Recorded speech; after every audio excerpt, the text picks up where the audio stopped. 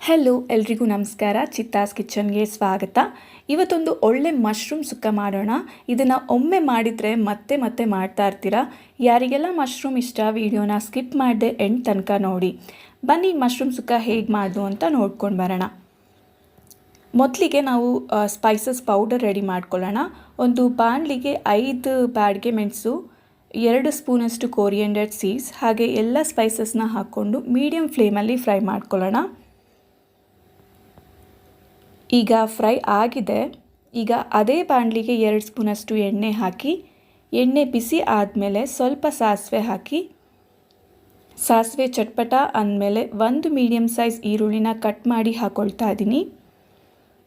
ಈರುಳ್ಳಿ ಸ್ವಲ್ಪ ಫ್ರೈ ಆದಮೇಲೆ 1 ಸ್ಪೂನಷ್ಟು ಜಿಂಜರ್ ಗಾರ್ಲಿಕ್ ಪೇಸ್ಟ್ ಮತ್ತು ಸ್ವಲ್ಪ ಅರಿಶಿನ ಪುಡಿನ ಹಾಕಿ ಚೆನ್ನಾಗಿ ಫ್ರೈ ಮಾಡ್ಕೊಳ್ಳೋಣ.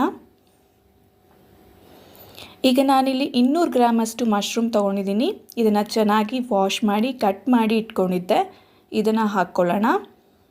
ಹಾಕಿ ರುಚಿಗೆ ತಕ್ಕಷ್ಟು ಉಪ್ಪು ಹಾಕಿ ಚೆನ್ನಾಗಿ ಮಿಕ್ಸ್ ಮಾಡ್ಕೊಳ್ಳೋಣ. ಈಗ ಇದೊಂದು 10 ನಿಮಿಷ ಕುಕ್ ಆದರೆ ಸಾಕು.